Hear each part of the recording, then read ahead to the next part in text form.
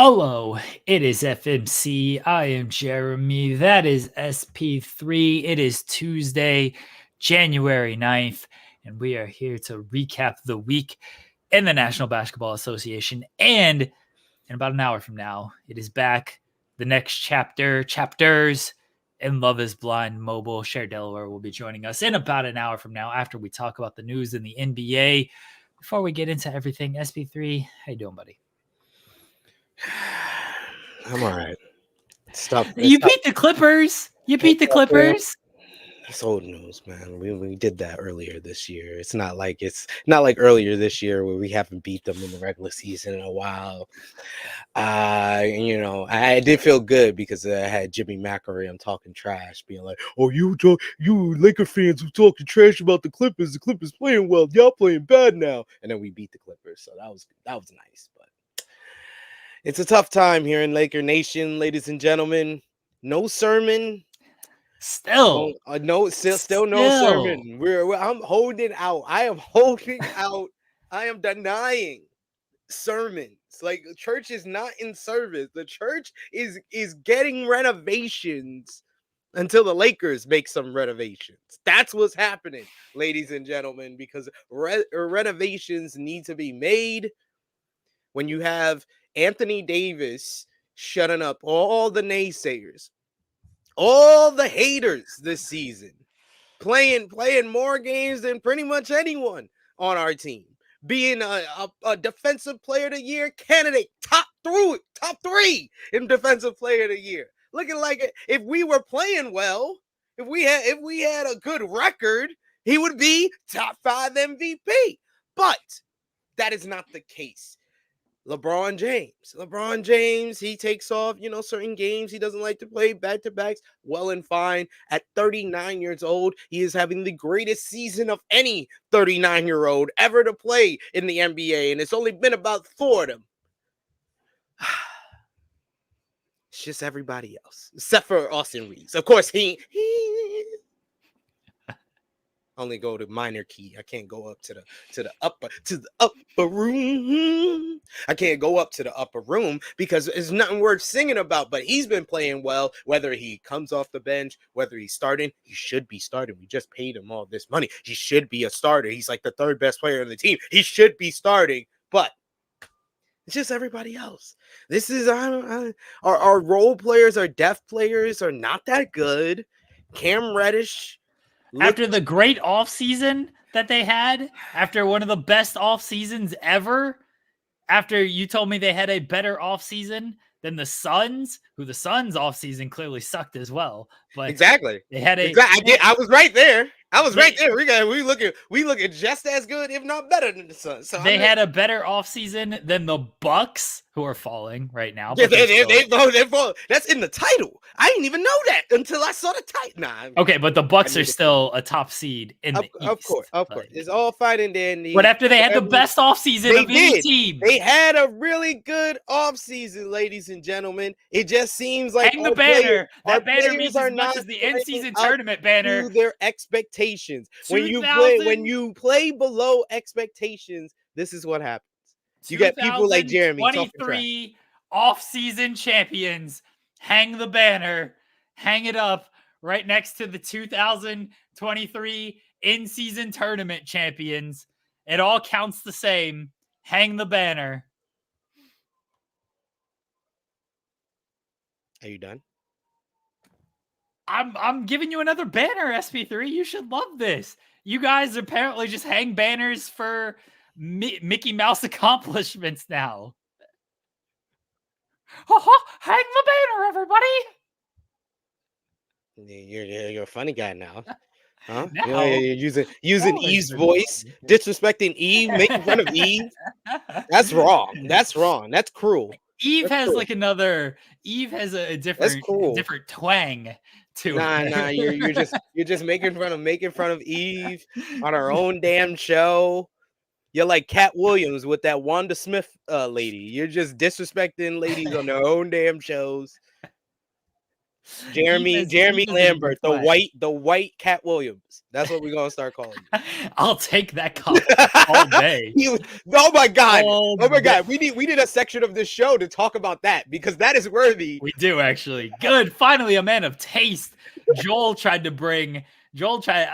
Somebody in our chat yesterday in the weeds mentioned it, and Joel didn't have any idea what was going on. I was like, Joel, how are you not a man of taste here? Yo, that joint was like me and Jeremy, we did a near 4-hour podcast on Saturday. That was almost the length of the Katt Williams and Shannon Sharpe, and 30 million people watched that. 30 million people. Not even the clips. The clips is also on the channel, but 30 million people watched the full length interview, including me, because I was like, I broke it. I watched it in sets. I needed to watch it in sections. Like because I saw the clips before I saw the interview. I saw just the first clips where he's talking about like Steve Harvey and Cedric. Yes, I saw that. Public Enemies podcast, shout outs to them because they got some love when they put the ether beat on Katt Williams talking about Steve Harvey and Cedric the Entertainer, and that was the first thing I saw, and that made me watch the interview. I saw that clip, just like the first 3-minute clips. I was like, oh, I gotta watch this whole thing. The first 5 minutes is just that clip. That was the first 5 minutes. I was like, wait a second, this is the clip I've already seen. I thought it was like more to. I was like, this thing is still another 2. It's like 2 hours and 46 minutes. I was like, hold on, we still got another 2 hours and 43 minutes of this. I've already seen the clips that have been going around. I can't imagine what the rest of this interview is. Oh, it is so good. The clip that pops me the most is when he's talking about Ricky Smiley, and he's talking about like, not now, then he's like, Ricky Smiley's contract. I had it in my contract. He does a movie with me. He's got to wear a dress. What's the next movie he did? First Sunday. What was he doing? Wearing a dress. Shannon Sharpe's like, why'd you have that in your contract, Katt? He's like, I believe the best actors should be put in the best roles. His best role is playing a woman. So he wore a dress. He's like, him and Tyler Perry, that's the best role that they're in. How petty do you have to be to put in your contract, I will not do a movie with this person unless they are wearing a dress? How petty do you have to be for that? So good. And yes, the line Will McLean has it, and my wife just texted me the line like, you have an unnatural allegiance to losers, and that is not like you. He had so much quotables. The Ricky Smiley thing, it was the Ricky Smiley voice. I could have played that part. I was supposed to play that part. I was like, no, you weren't. He was like, I am Money Mike. I wrote it. Like, yo, I wrote the lines for that. You're supposed to play that part. Yeah, he was like, he ain't even in Santa. You standing up here telling him he stole that movie. Like, come on, Shannon. Come on, Shannon. Yo, I love him calling out Shannon for being. Oh yeah. He's like, you had them on your show. Look, bless Shannon Sharpe. You had Cedric up here like he's a walrus. He's a walrus up here.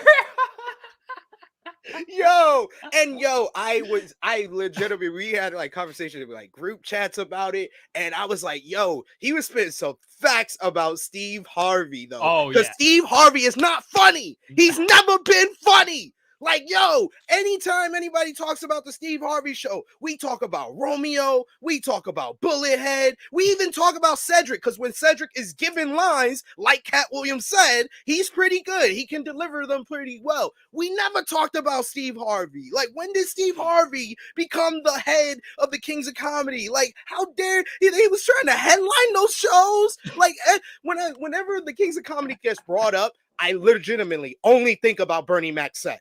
The Bernie Mac set talking about the cousin that was on the bus, the special cousin. I remember all that set, like that set word for word from when it came out in like 2000, 1999. I still remember that. He's absolutely right. It was Bernie Mac and DL Hughley. DL Hughley is hit or miss for me because he makes fun of the crowd too much for me, and he just kind of, it becomes like bullying sometimes. But Bernie Mac, 100% funny. Steve Harvey is the equivalent. Since we're on a wrestling channel, we do have to have one wrestling reference every episode. Steve Harvey is the comedy equivalent of Hulk Hogan.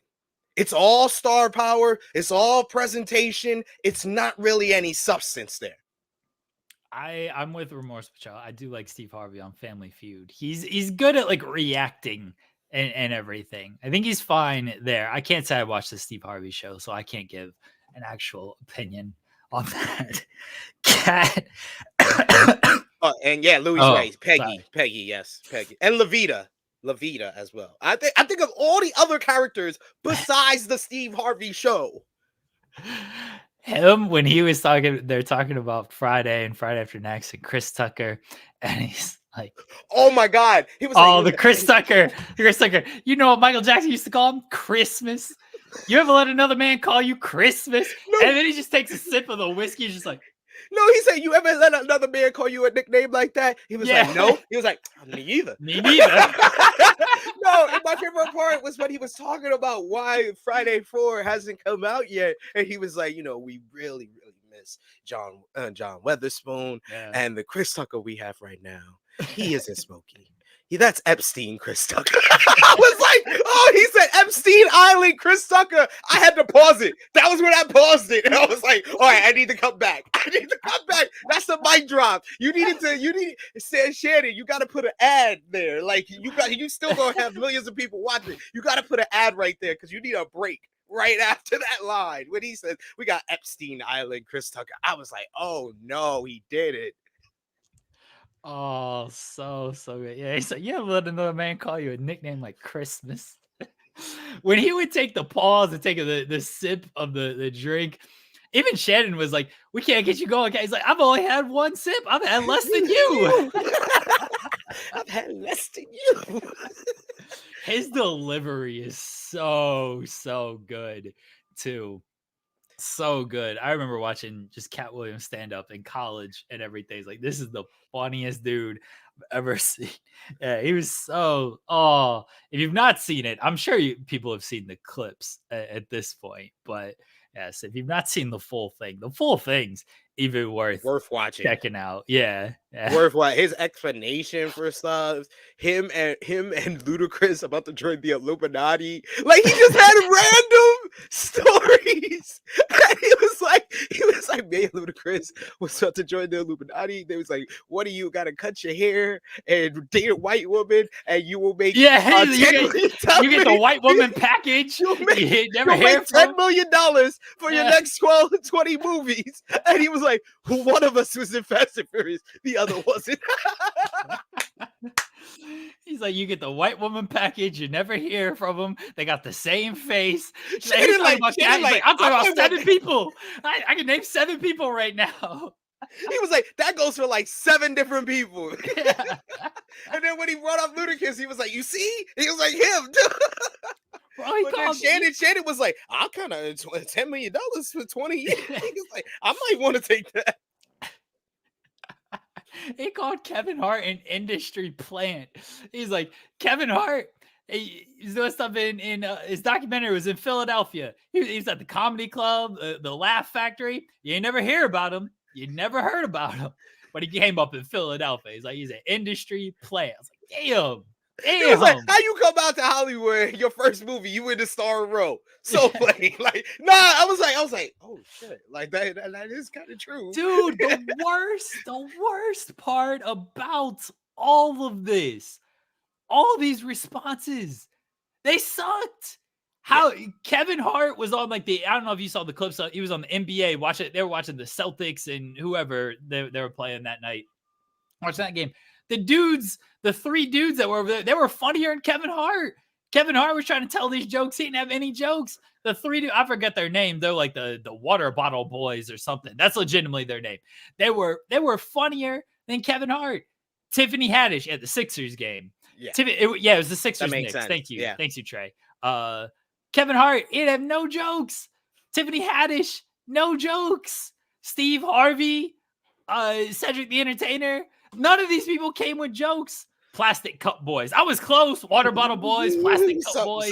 Some with plastic. Yeah, both are same plastic. difference. But because they don't got no jokes. He said, he was spitting facts about people that are not really funny. They're not really funny. Ludacris at least came with a rap. Yeah. He at least came with a rap back to him. Mike Epps had the best line. Mike Epps wasn't even dissed, but Mike Epps had the best line when he was calling out Katt's fake jacket. He's like, "You got that fake Fendi on." Like that was the best line during his set. And then he had to clarify because people thought that he was actually coming at Katt. He's like, it's all jokes. He didn't even call me out. He's like, I just want the publicity. I got a new stand-up coming out. Why didn't you call me out, Katt? I need some publicity. I need some love. Because he's funny. Because Mike Epps is funny. Mike Epps is hilarious. He did not call out anyone that wasn't funny. And he's 100% right. Like, when he was talking about everything, I was like, yeah. Friday One was Chris Tucker's movie. That was Chris Tucker's breakout. He was the funniest person in that movie. There was other people that were funny, but the funniest was Chris Tucker. Friday 2, it was Mike Epps. I still remember Mike Epps. The whole monologue he does in his room while he's getting changed for work. And he's telling Craig about Baby D, and he's like, man, she know about all the new snacks. She told me about the new Twinkie. She's like, oh, they got the new Twinkie.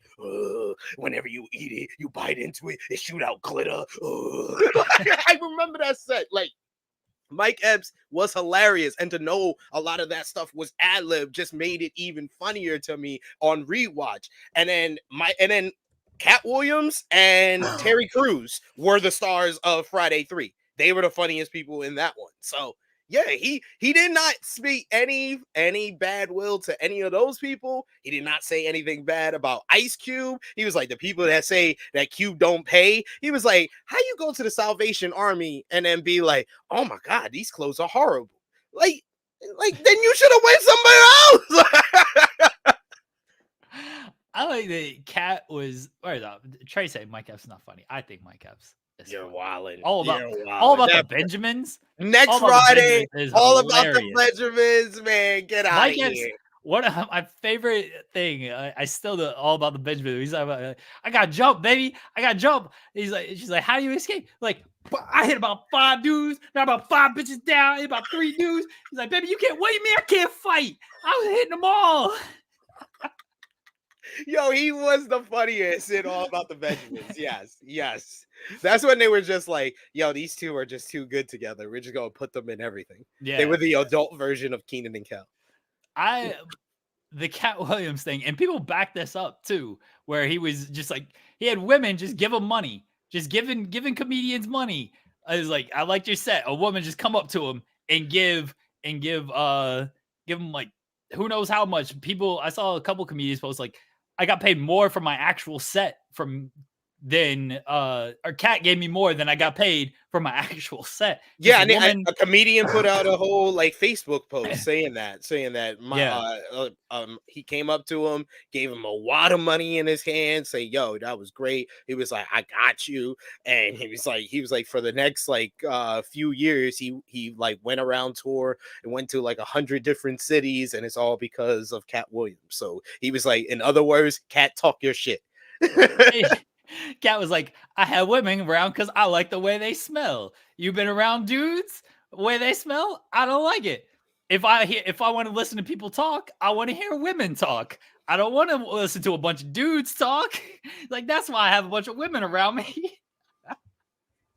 Oh, he was so good. It was basically a whole comedy set for an audience of one live of Shannon Sharpe. And Shannon Sharpe ate all that up. I know Shannon had to be, because you do interviews, Jeremy. I do interviews. We know when it's really good and it's gonna get attention. So I know in the middle of this thing, he's like, oh man, this is gonna be the biggest thing I've ever done on this show. Eddie Griffin is hilarious. I do think Eddie Griffin is hilarious. He was funny on Malcolm and Eddie, and he's funny in movies, and his stand-up is even funnier though. It's been a minute since I've seen like all of his stand up. I'm with Swan on people say Epps is funny in movies, but his stand up is whack. I think I've seen one Mike Epps stand up. I much prefer him in movies. I'm kind of the same way with Eddie Griffin. I like him in Yeah. movies more than the stand up stuff. It's all right. And I think that's all right. Some people are really really good doing stand up, and some people are really really good at doing movies, and then some people are really really good at doing both. It's kind of like the same thing in wrestling. Some people are really really good on promo, some people are really really good in the ring, some people are both. I think Mike Epps, yeah, he is probably stronger in movies than he is in his stand up, but say someone like Dave Chappelle, he's much stronger in his stand up than he was in movies. Oh man, the Katt Katt gonna need that 4.3 40 speed. Next time he's outside. I mean, the people going after Katt probably can't catch him, so it don't matter. He's fine. He's fine. I didn't know he was that smart though. Like, he was like, Oh, that was hilarious. Genius. Like, what the hell? He was like, "Yeah, I read like 70 books before I was 13." Like, Jesus Christ, Katt. Like, that's why you so quick witted. Like, Oh, that shit was hilarious. Hilarious. I'm sure people have seen the clips. People in our chat seems to recognize it. So, at 3,000 books a year, 3,000 books a year. just reading the dictionary for fun out here. Just all the thesaurus. No, his breakdown. Oh my god.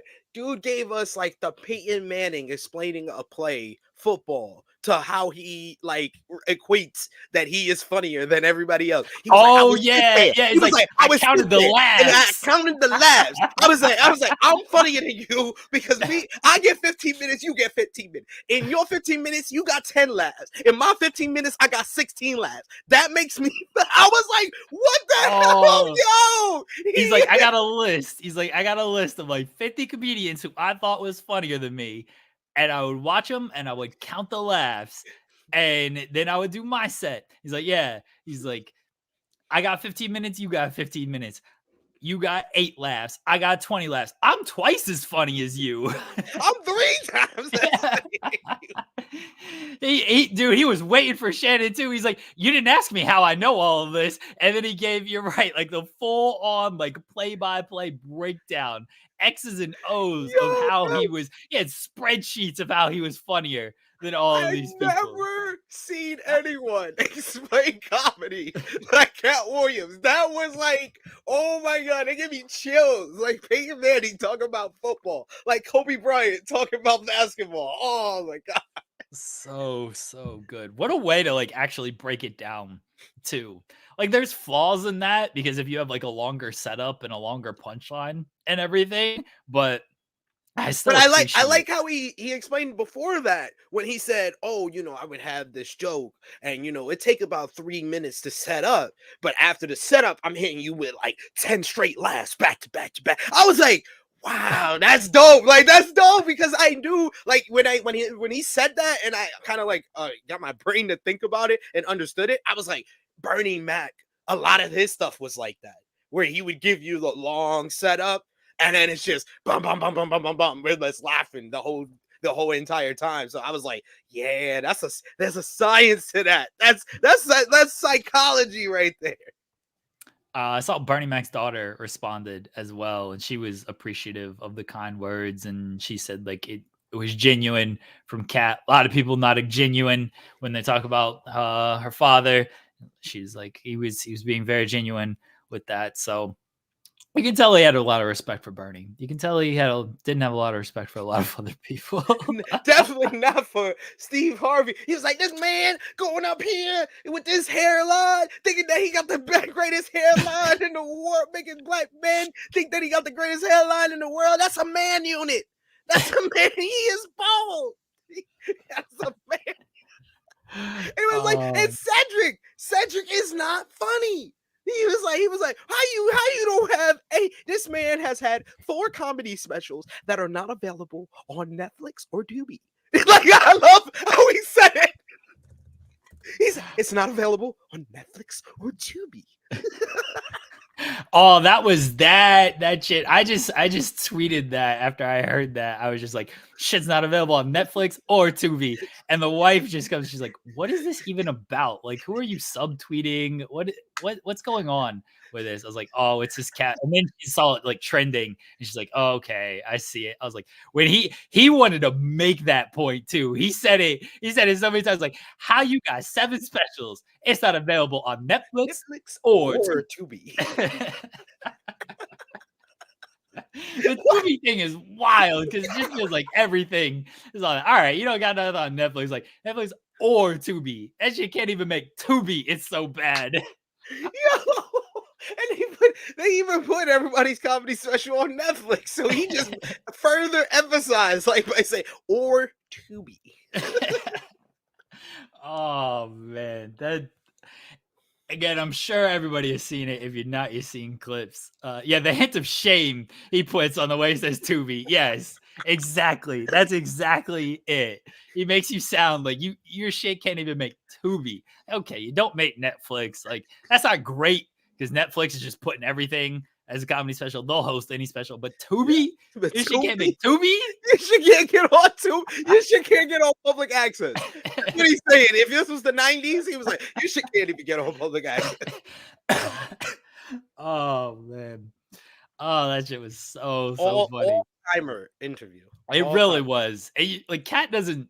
I mean, it seems like he didn't do a whole lot of these things, but he's got no reason to now because the reactions to it weren't good. Nobody disputed what he said. Nobody could dispute it, and nobody even had good enough jokes to where Katt should want to come back at them. It was legitimate when Kendrick Lamar dropped the Control verse.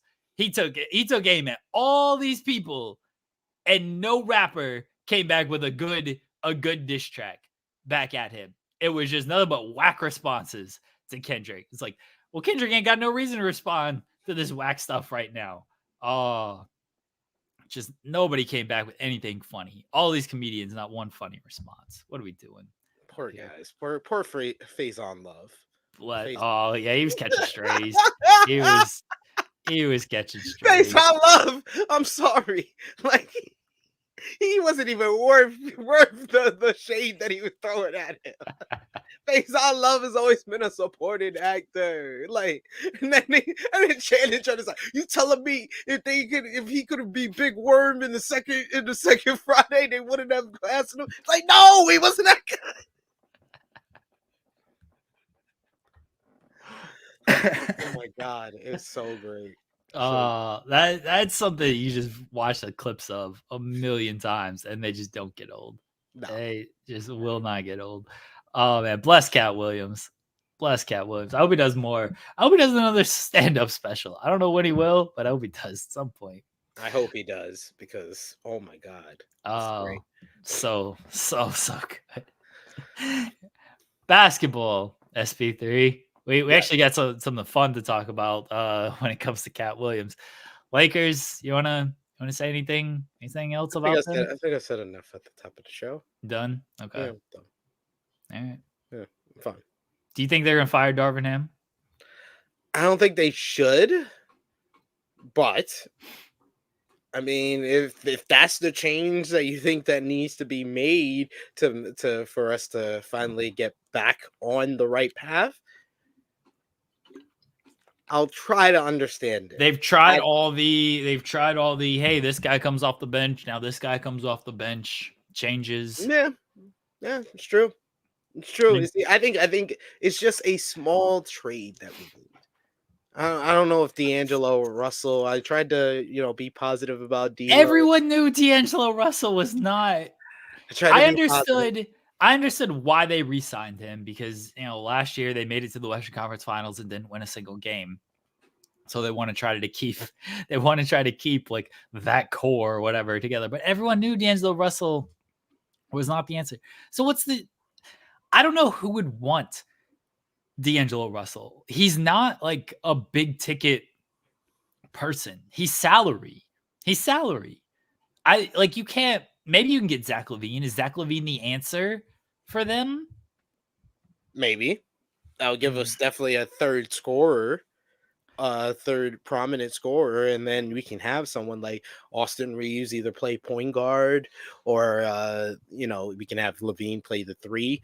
I don't know. There is some adjustment. I think that the best thing for us is to have LeBron play the one, and see what type of lineup that we can kind of shake out from there. But I think that you have to let D'Lo go, because him coming off the bench is just gonna hurt team morale because he acts like a pouting little girl.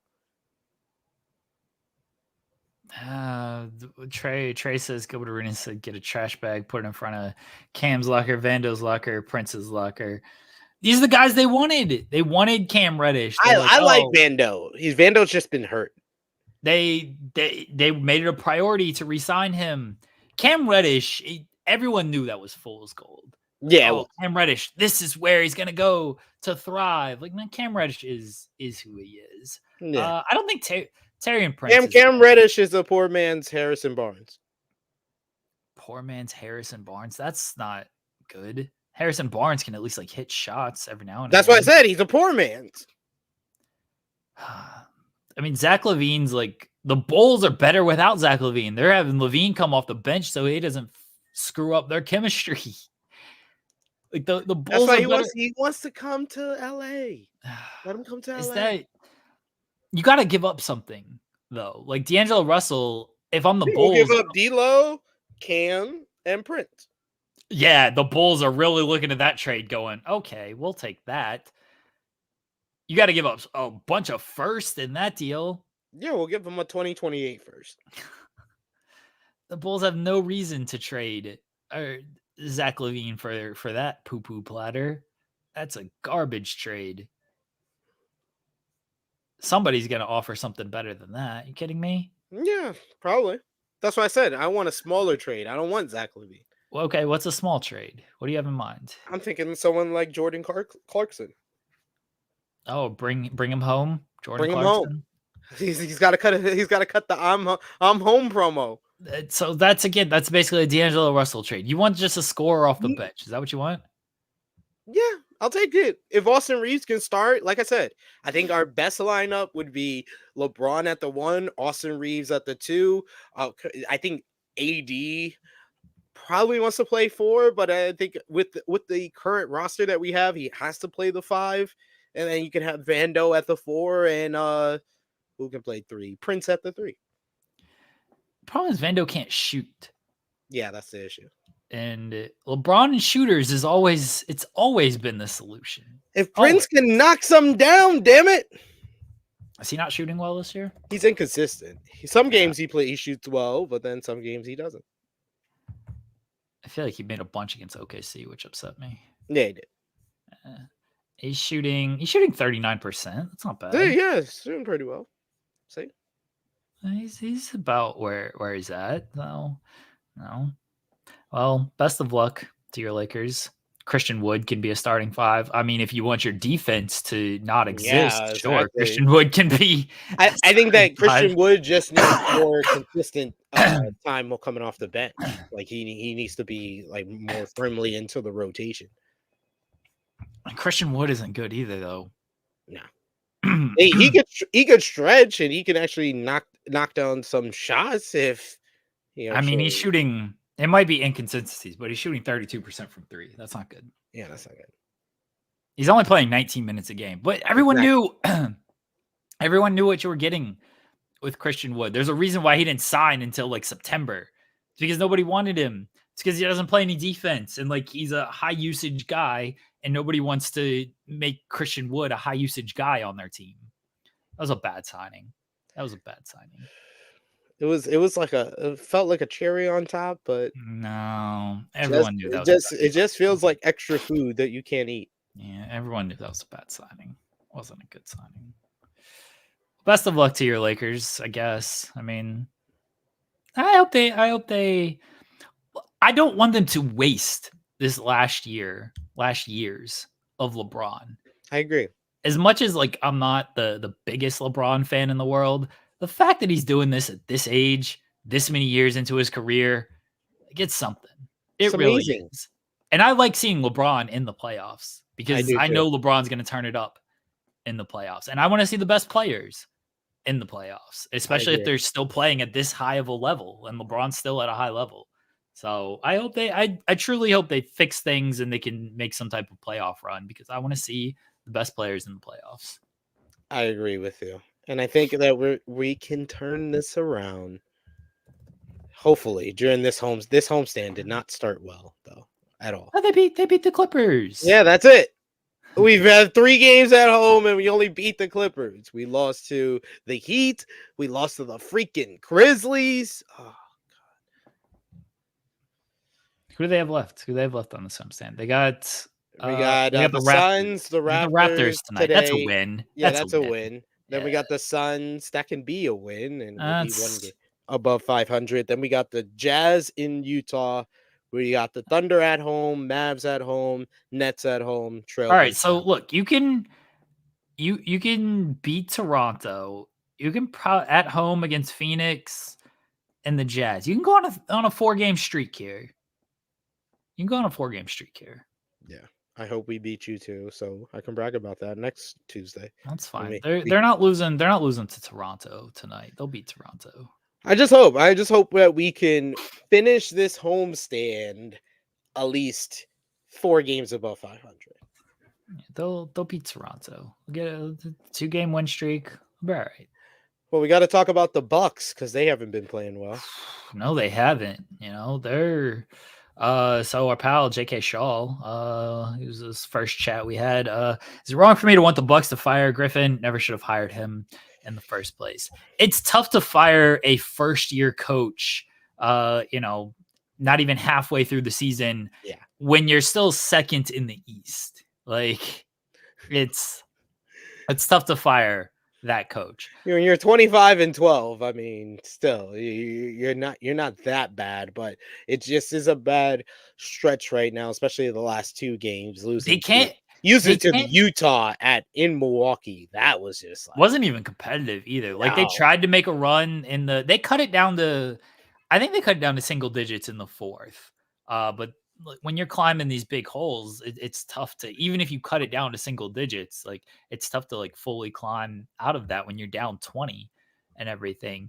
They can't beat the Pacers. That's their biggest obstacle. I mean, the Pacers are such a big obstacle that Giannis is thinking about them while he's having sex. Like that's what that man said. I'm not making this up. That's what that man said. I know that's what that man said. He said, I think about them like when I'm about to get freaky. Tyrese Halliburton, he's fucking to the rhythm of Tyrese Halliburton dribbling a basketball out here. It's happening. That's what he said. He's like Pacers. That's what he said. Yep. Like, I don't know what y'all want me to do. But yeah, that's the biggest issue. It can't be the Pacers, but then they lost to the Rockets. That wasn't great. That Jazz loss last night, definitely. Well, unless it's in the playoffs, they don't have to see the Pacers the rest of the season, pretty much. I think. Well, one more time. That's true, but I mean, they could very well see them in the playoffs. Hopefully, Halliburton's okay. That didn't look great last night. They still won without him. We lost Ja. Damn. Oh, we'll get to that, but the Bucks. I don't think you can fire Adrian Griffin. Sorry, Jake. I don't think you can fire Adrian Griffin just yet. No. But they got to figure something out. The defense really. I mean, I talked about this weeks ago how I wasn't super impressed with their defense, and they turned it around a little bit. They were winning some games, but even in those wins, their defense, it wasn't because their defense was holding up. It was because they finally just really got into a rhythm offensively. And now without Lillard, these past few games, like their offense has suffered a little bit, but their defense is looking even worse because they don't have the offensive firepower to really combat what they're losing defensively. And their defense is bad, really bad. And it really shows how important Drew Holiday was to this team as far as like their defense. He was kind of a defensive glue person for this team, despite coming in kind of into the same year that they won the championship. He was the difference in them winning the championship, and the loss of him has really kind of shown on the defensive end. I think that they can get it together. I don't think it's going to take Adrian Griffin losing his job, because I feel like that just causes too much craziness and turmoil, unless something big happens, like what happened to Adoko with the Boston Celtics. I can understand that type of situation, but right now, with the struggles that they're having in the regular season, that he just got to make his adjustments and pivot in the right direction. Yeah, we'll see if that happens. I mean, the Bucks got Boston coming up. That's Boston's good. That Pacers loss wasn't great, but Boston still they're still the best team in the East. There really just doesn't feel like there's an elite team this year. Like there's no team that's There's a lot really more just parity this year. good. Like earlier on in the season, by this point, the Nuggets had really kind of put themselves above everybody in the West, and the West was considered, the better conference even last year. But I think that the parity is also in the East and West. I don't think there's a firm answer of what's the better conference anymore. I think it's pretty even, especially with the top half of the Eastern Conference when it comes down to things. And then when you look over in the West, you have the Timberwolves and the Thunder above the Nuggets. So it's just like it's all craziness, and I love it. It's nice to see. I mean, the Timberwolves are 5-5 in their last 10, so they're Yeah. falling off a little bit. The Nuggets are playing well. I love that 8 of their Jokic. last 12. I love that Jokic doesn't bother shooting against bad teams. Have you noticed this? Yeah. Like I'm gonna pull this up, but to get it, hold on. But I just absolutely love that. Yeah, like the Pistons. He took like 2 shots against the Pistons the other day. He's like, yeah, I don't need to shoot the basketball. Like everybody else can just take shots. Like it took 3, sorry. 3 shots against the Pistons. When they played Charlotte, he took 7 shots. Like he just isn't taking shots against these bad teams. It's hilarious. So, Tremendous bit. so don't take the over tonight, guys. That's what he's trying to say on the parlay against the Jazz. Don't take the over Oh yeah, on. Jazz on a back-to-back. Yeah, Jokic ain't gonna he ain't taking that many shots. Take the He's not. assist Take the with take, Jokic. no, take the under. Make some money. Take the I under. mean, you can do that, but take the assist as well. Yeah. Yeah, take these. No, Yeah. I always take rebounds on Jokic. Rebounds is fair. He's more consistent. He'll always get, good assists, like anywhere between 5 and like 10 assists a game, but it's too inconsistent on where that is. So, but with rebounds, he's always going to get his over or at least 10 rebounds. So That's fair. Draymond Green's coming back. yay. He thought about retiring. Adam Silver. I heard that. That's some pro wrestling bullshit right there. Thinking about retiring. I should just retire. It's probably what Adam Silver said. You're suspended indefinitely. He's like, I think I should just retire. He's like, no, please. And that man wasn't thinking about retiring. It's like a job that suspends someone who's like did something wrong, but they're like one of their better employees. So when they get suspended, they'd be like, you know what? I'm just gonna go. I should just leave. No, please stay. It did feel like it felt like he just wanted to be wanted. Of like, oh, okay, I screwed up. I'll retire. That's fine. I'll just retire. Like I don't know if gaslighting is the right term here because I don't use that term correctly, but it felt like, okay, all right, fine, I'll retire. Like, dude, you don't have to retire. Just fucking don't punch people in the face. That. Like, how about you just like act like human being? Yeah. Like not punch people in the face. Right. It's not that difficult, actually, when you really think about it. Like what are we doing? What are we doing here? You don't. It just can't stand this dude. Can't stand him. He's hilarious, but I can't stand him. Can't stand him. Hey, do not say any disparaging words about my new media. God. My new media compadre, my new media brochacho, Draymond Green. I think that he has been reformed. He's a changed man. A lot can change, I'm sorry. I had to add a second wrestling reference. It's like CM Punk when he says he changed in WWE television. Draymond changed. It only takes like 2-3 months. I've seen it right there. Draymond. Yeah, Chris Paul's injured again. That's Oh my God. Really? I am shocked. It's unfortunate. I am shocked. I don't know if Chris Paul is going to get traded. I don't know if he's going to get bought out. I will say, bring Chris Paul home. Bring him back. Wait, you think Chris Paul's going to get bought out now? If he gets traded to some team, yeah, I do think they'll buy him out. Like, the Warriors probably need to do something, and Chris Paul's making money to attach to get a player. Like, let's say he gets traded to the Bulls for Zach LaVine. This is framework. Like, you're gonna have to throw in a bunch of other stuff to make it worthwhile for the Bulls because they don't have a use for Chris Paul. But I can see the Bulls buying out Chris Paul because they're not gonna use him. I can easily see if he gets traded to one of these teams buying out Chris Paul because Paul, whenever he gets healthy, which I know the joke, haha, like he wants to play for a winning team. So if he gets traded to one of these bottom teams, he's not gonna.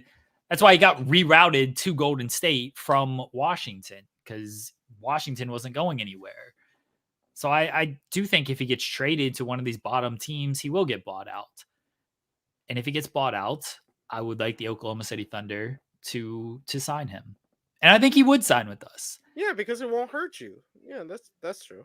So I don't think he's going to play. He's definitely not going to play big minutes, and we're not going to be reliant on Chris Paul. That's for sure. Yeah. He has a great relationship with Shea still. He always spoke highly of the city. We need a veteran guy. We do. We need a guy who has been through playoff battles. I know Chris Paul isn't like you're trying to win the championship this year. I don't know if we can, but it's a wide open field. It is. It's a wide open field. Try to tell y'all the Nuggets. I don't know. I wasn't confident in them repeating like a lot of other people was. I think there's a lot more parity, but I think they're going to definitely be in the race. I think when we get down to our playoff preview, I'll probably predict them still in the conference finals. I mean, they're my favorite in the West. I know they're third right now, but no, my favorite in the West is the Oklahoma City Thunder, baby. Our defense hasn't been great the past few games. I put my money on y'all, man. I'm believing. Our defense hasn't been great the past few games. I'm a little worried about that. Just think about it, Jeremy. The last time I rooted for one of your teams, you won the championship. I don't want to talk about it. What? You act like I brought up like a personal matter. I don't like feeling confident in my teams. Because this is what happened. You don't need to be confident in your team. I'm confident in you. Because I was feeling really good about the Boston win. And then they lose to the Nets. And then they lose to the Hawks. Not in that order. It was the Hawks first and the Nets. Yeah. And then the game last night against the Wizards, our defense just was not looking good. I have faith in our offense. Our defense has got to get back to the level that it was. So yeah, I do think OKC needs to make minor move. I will always be team minor move. I don't think they need to go cash in all the first. I'm team minor move though. If that's Caruso, but I don't think the Bulls are really looking to do anything right now. They're playing well. They want people to give up something big for Caruso. It seems. Yeah. But if that's Caruso, if that's I don't know, like Jakob Poeltl, Dennis Schroeder, reunite Schroeder, CP3, and Shea. Hey, we want Schroeder back. We'll take Schroeder back. I'm sure you guys will. Team minor move. No, not D'Lo. Cam Reddish for Dennis Schroeder. I mean, I guess Dennis Schroeder's value isn't that high. Exactly. That's what I said. I was gonna say D'Lo, but I was like, nah, we're kind of overpaying there. But yeah, Dennis Schroeder's value. Let me go. Let's go. Cam for Dennis. I tell you who I want. but I don't think they're going to get him because it's going to cost a lot. But I kind of think they should pay this price. I wish one of these guys was healthy, by the way. Marcus Smart and Steven Adams. Steven Adams is hurt. He's out for the year. So like that's not helpful. I think they should pay for Marcus Smart though. I really do. Because their season is over. So yeah, their season's over with the jaw injury. Yeah. That was sad because they were looking good. He was playing well. He was playing very well. And they were actually picking up some surprise wins, and it looked like they might maybe be able to compete for like a play-in spot, but nope. Yeah, he was playing well. It's a shame. It's a shame. Ja was doing well, and then now he's injured. So what can you do? Out for the season. Are we seeing the tide turn and Zion become the better player? It's early. I mean, if Zion plays the whole season, we can finally say there's been a season where Zion was better than Ja. Yeah. If Zion can make it through the whole season, we'll see if he can. We'll see if he can. He's made it a third through. He's playing well. The Pelicans are playing well.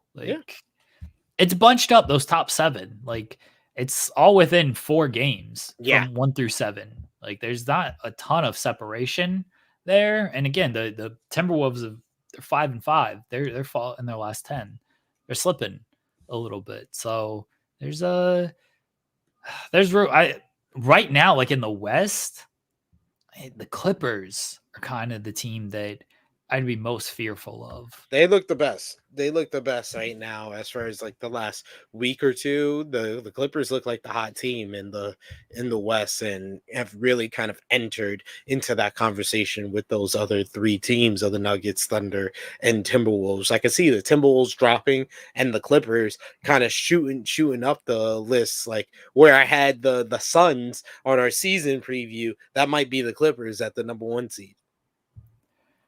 Kings haven't played well. De'Aaron Too Fox inconsistent. De'Aaron Fox apparently just like forgot how to score. He's not the clutch scorer he was last year. It's not even clutch scoring. It's just like he's not even like playing well. Like his shooting numbers are just have really falling off. It's not even so much like he's not getting like he did well against the Raptors, but like after the Raptors lost to the Pistons, I got no use for them. No use for them. Very mad at the Raptors for losing to the Pistons.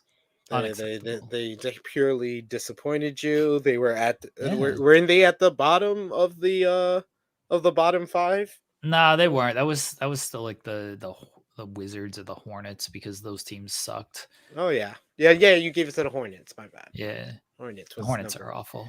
Speaking of which, it's about that time. Okay. All right, folks. It is time for our top 5 and bottom 5 of the week. Rob Wilkins, this is where you would create a bumper for Jeremy Lambert to hit, and we could just do SP3 and Jeremy's top 5, bottom 5 of the week. All right, top 5 for me on January 9th, 2024. Coming in at number 5 for me, we have, for the first time on my list, the reigning NBA champion Denver Nuggets. You talked about it earlier, man. They are just really just kind of on cruise control. They very much feel like the defending champions whenever you see them play, whenever they are playing and they're flowing well, it kind of looks effortless. When they are not, it kind of just feels like they just put on the snooze alarm. And you got Jokic having games where he only takes 2 shots, only scores 4 points against the Pistons, but he still has 16 assists and 7 rebounds. But you got Jamal Murray dropping 37 points. He's had a really strong season and kind of reaffirmed himself as that number 2 to Jokic, averaging 21 points per game on really good shooting numbers. He's averaging 42% from 3 this season, 6 assists, 4 rebounds. He's been really good for them. Michael Porter Jr. has kind of reaffirmed himself as the third scorer for this team, and his averages are looking well. He's averaging 18 points and 7 rebounds. I just really love this team. Whenever they are playing well, it just really looks effortless, and I can always enjoy that. So, number 5, the Denver Nuggets. That's fair. Who are their 2 losses to in that time? 2 of their losses were to the Oklahoma City Thunder. I'm just asking. There you go. Bottom, number 5. So I guess really number 25. Golden State Warriors. Wow. How the mighty have fallen. They're better than the Portland Trailblazers. They're better than the Memphis Grizzlies, especially with Ja's injury. They're better than some of these teams in the East as well.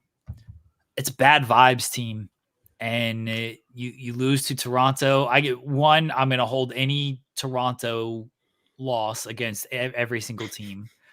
I know it's a different team. They traded for Quickly and RJ Barrett, and that's not the team that lost to Detroit. Don't care. They still lost to Detroit. Their win was against Detroit. That doesn't count. That doesn't count True. at all. Good point. But largely, it's a bad vibes team. You got Kuminga calling out Steve Kerr for playing time. You got Moody calling out Steve Kerr for playing time.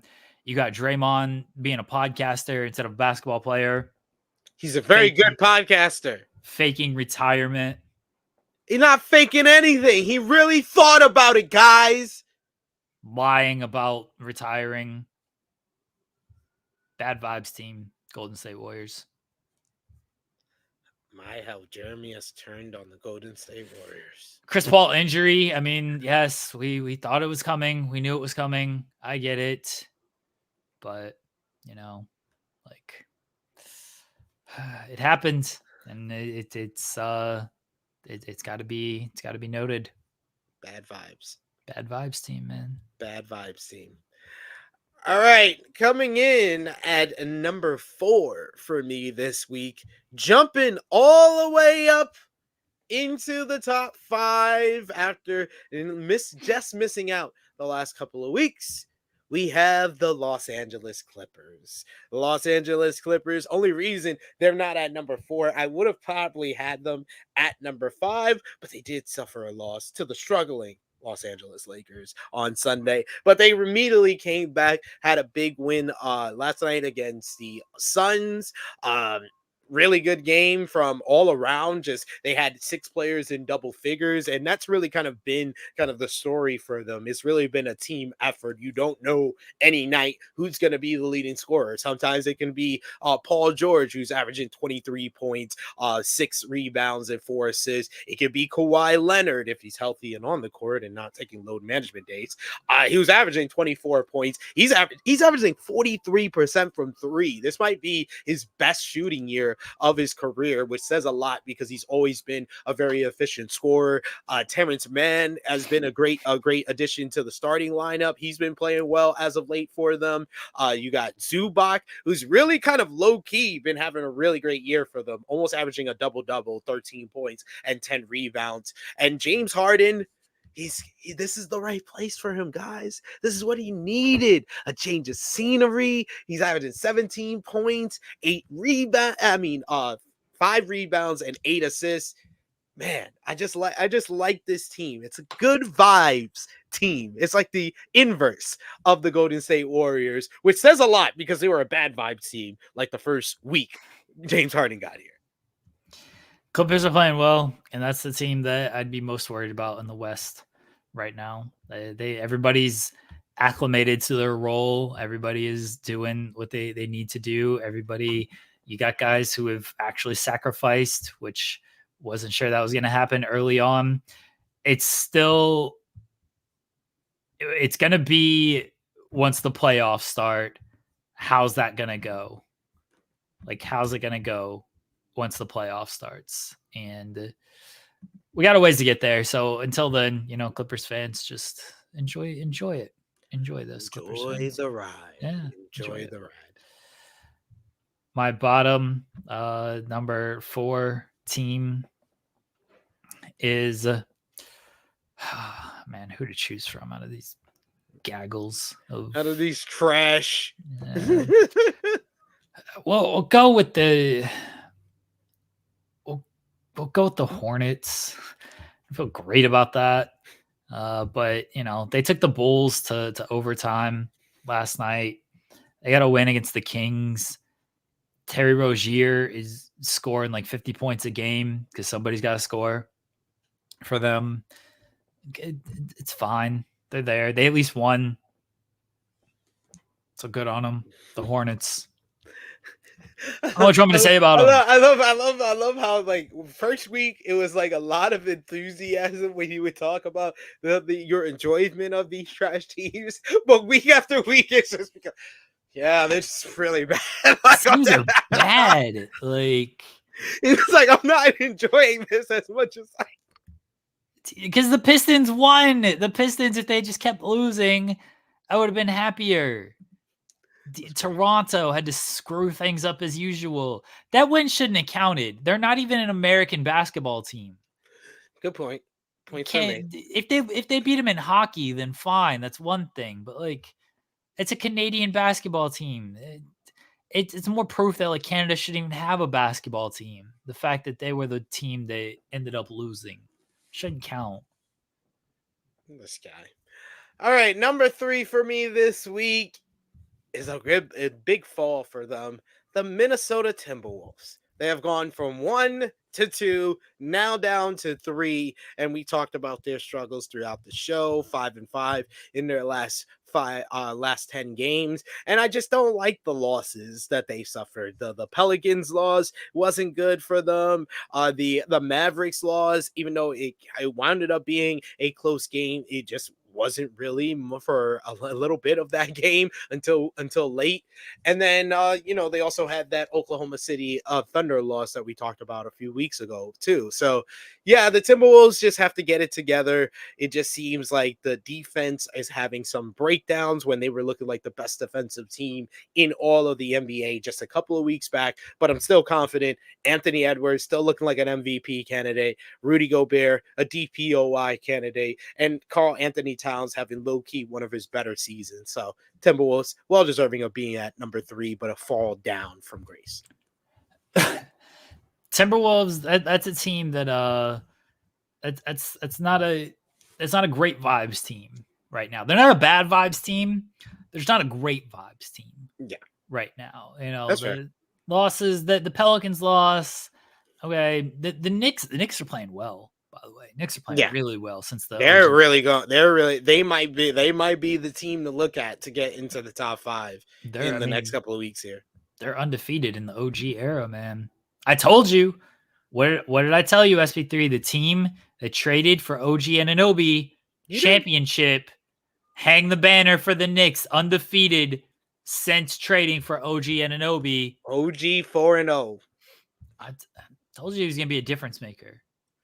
4-0 OG. Yeah, I like him. But Timberwolves, not a great vibes team. Not bad. Not bad. Not just not great right now. Fair. Number 3 here at the bottom is the Washington Wizards. They suck. They played my Thunder close last night, closer than I would have liked. But they're not a good team. They're not good at all. Like, I don't know. They don't do a whole lot of things well. Their offense looked good last night. I think that's a little concerning for my Thunder defense. Jordan Poole exists. Kyle Kuzma's not bad. Kyle Kuzma's playing pretty well. I like Tyus Jones's game. I do like his game. Yeah. But it's just a bad team. It's a bad team. Unfortunate. It's not that unfortunate. Everyone knew they were going to be bad. I just wanted them to have more funny moments. I wanted Jordan Poole to average like 30 points though. Well, he can't shoot, so like it's an issue when you're trying to average 30 points and you're not like a great shooter. He played well last night, and this is the issue with the Thunder defense is a little bit worrying. The fact that Jordan Poole got 24 on him, like We gotta put a body on him. Jordan Poole, known Put a hand assassin. in his face. Yeah. He'll take it from 30. Number 2 for me this week. This is tough because these top 2 teams were very close, and unfortunately, I'm gonna pick the team that beat my number 1 team last Tuesday, and I'm gonna pick at number 2 the Oklahoma City Thunder. Oklahoma City Thunder, number 2 in the Eastern Conference, 24-11. Jeremy has talked, glowingly about his Oklahoma City Thunder for good reason, because I predicted them to play this well. Chet Holmgren's been a rookie of the year so far. Yeah, like he feels like he's running away with it. But most of all, like the last week has kind of shown me that Shea is on the leaderboard as far as MVP. He has really kind of asserted himself as a top 5 player in this league during the first third of the regular season, 31.5 points per game, 6 rebounds, 6 assists, 2.5 steals. He's averaging 55% from the field, 35% from 3. He's one of the most complete players in the in the league, and my MVP for the regular season right now. Here's a hot take for you, SP3. Shea Gilgeous-Alexander is not even the best player on his own team. Who is? Jalen Williams. That's preposterous, but go ahead. Jalen Williams, if he took the amount of shots, if he had the amount of opportunities that Shea had, could put up very similar numbers. Every time Jalen leads like the bench unit and is starting the fourth quarter, our defense has not been good these past few games. Big hole against the Nets, big hole against the Hawks. We got back in those games because of Jalen. Jalen is just, I don't want to say he's just as good as Shea. Jalen has these skills to be just as good as Shea. He's really, really good. And he doesn't get the attention because of Shea and even because of Chet. I trust him just as much as I trust. He scored the bucket against the Celtics, that the dagger bucket, again over Tatum to kind of ice that game. Mm-hmm. I trust Jalen Williams. He's really good. Hey, I mean, you watch more than me, so I will just take watched every game. Every game. Take your word for it. I'm letting you know. You're up. Number 2 for you. Oh, my turn. The Spurs, they've at least figured out that Victor Wembanyama is super tall, and like if you get him the ball like up here, he can do a lot of cool things with it. They've at least figured that part out. It took them a while to realize, hey, this guy's like 7'6" with like an 8-foot wingspan. Maybe we should just get him the ball way up high and he can do cool things. All it took was, Tyus Jones, who should have been starting from the start. All it took was, or Trey Jones, whichever Jones. It's Trey Jones. Tyus Jones, I mentioned earlier. Trey Jones. All it took was him, getting an actual point guard out there with Wemby. So the best thing to happen to this team was an injury, because they put an actual point guard out there with Wemby, and look what's happening. They're still not very good because the rest of the team kind of sucks, but they're figuring out how to use Wemby. That's baby steps. Hey, that's baby steps. Baby steps all the way. All right. Number 1 this week on January 9th, 2024 for SP3's top 5 in the NBA is once again the Boston Celtics. Number 1 in the Eastern Conference, 28-11. 11-8, not the best record on the road at 11-8 on the road, but they are undefeated at home, 17-0 at home.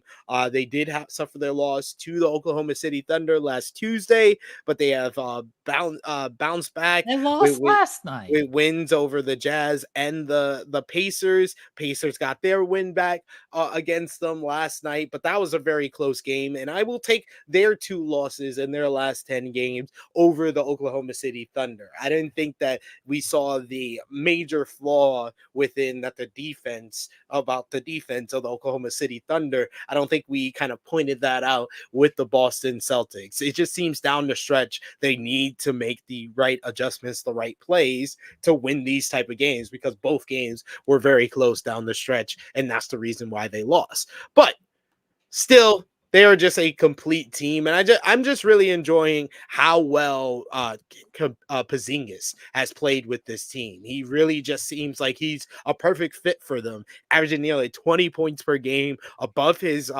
career average for that in points. He's averaging 53% from the field, way above his career average in that. 7 rebounds, 2 assists, about 2 blocks per game. He's just been a added piece that I've been saying for a couple of years that Boston needed someone in their front court to really make this team complete, because you have Jaylen Brown, you got Jason Tatum. Those are the 1-2 punch you need, but they are both wings. You need someone down low who can have a presence, and that's what Porzingis has been. Jaylen Brown has been playing exceptionally well as of late, really scoring the ball well, even against the Pacers in that loss, getting 40 points, averaging 23 points for the season. He's been great. Jason Tatum's been great. Didn't play last night, and that's the reason why we lost. But the additions of Porzingis and we lost. That's why we. You gotta stop with the we when it's not actually. No, I just love saying it because I love you giving me that reaction every single time. We picking up True Holiday and Porzingis. Nah, fuck the Boston Celtics. Adding True Holiday and Porzingis, though, that's been the real difference, and why they've been number 1 in the East for most of the season, and why they're number 1 on my top 5 this week. Bottom is the Detroit Pistons. They beat the Raptors, and then they've lost ever since, as you would expect. They've now lost Cade Cunningham for at least a week. They literally just put out the medical update. An MRI performed yesterday on Pistons guard Cade Cunningham confirmed a left knee strain. Cunningham will be reevaluated in 7 to 10 days. So he's out for at least a week, upwards of 10 days, maybe even longer. The Pistons suck. Their best player is now injured. Good luck to them. I hope they start another streak of losing. We're rooting for the least amount of wins in the season now. That's what we're rooting for. They've set the longest streak for a single season, most amount of losses in a single season. They tied it. They didn't break it, did they? No, they broke the single season. They tied the season to season. Okay. Yeah, that's what they tied. They set the single season mark. So they might be able to set it again. They might be able to break their own record with the way they're going. We can only hope. That's what we're rooting for with the Detroit Pistons. So we'll see. We'll see if they can do it. Fingers crossed. Fingers crossed. Fingers crossed. I believe in the Detroit Pistons to make history. They got to make history. What's the season? And then they don't get the number 1 overall pick. That'd be funny here. That would be hilarious. It'd be funny if they don't get the number 1 overall pick. That would be great. That would be a great addition to further their lore. All right, so let's send this link to our pal Cher Delaware. It is time, ladies and gentlemen, for the best transition. She's not here yet. Hold on. The best transition in the game, because we're done talking about the NBA. And while we wait for Cher Delaware to start Cher Talk and the Love is Blind mobile game, I'm going to give you a recap of the challenge. Battle for a new champion. Because the GOAT,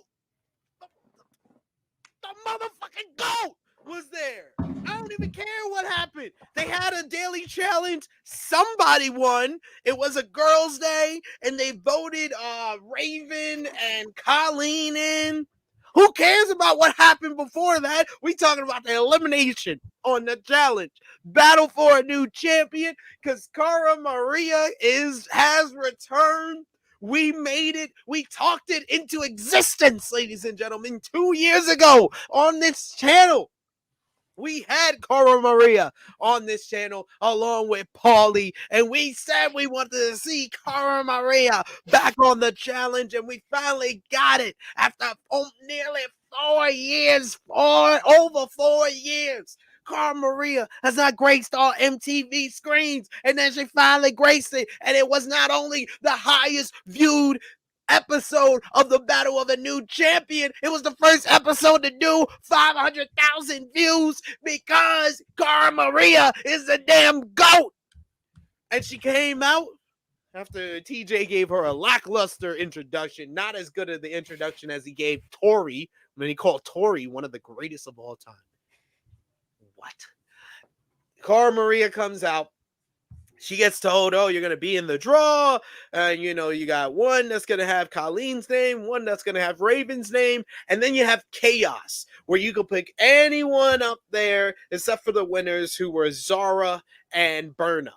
And she basically says, oh, without further ado, TJ, if you can't get the original, you should get all the knockoffs. These 50% off knockoffs, starts flaming everyone up there. Like, these are all losers. Like, it was like, so if I am the draw and I pick it and I pick Chaos, who should I pick?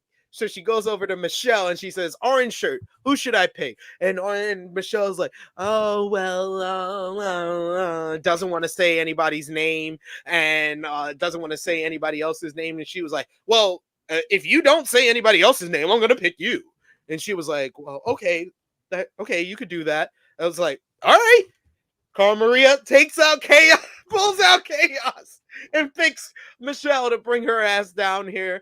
But once again, for like the 4th week in a row, you have the champion come and face one of these challengers, and it's a damn puzzle.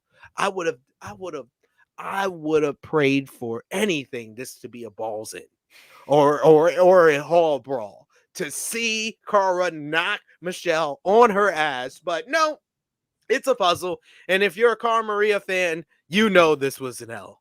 You knew this was an L as soon as he said blockhead and it's a puzzle. It's like, oh man, she can move the blocks really fast, and she got all her pieces in place before Michelle. But Michelle not only is better at puzzles, she had the help of the crowd up top who could see the actual puzzle, because it's like a big block that has the actual puzzle. So you kind of need someone to tell you, oh, you're doing good. That's in the right place. If you're just by yourself, you're not going to really, especially Cara, who's not really good at puzzles and brain power in those situations. All of her, she said when she was watching it back on YouTube, because she's been doing the recaps with Darrell, that she was like, all the blood was going to my muscles, none to my head.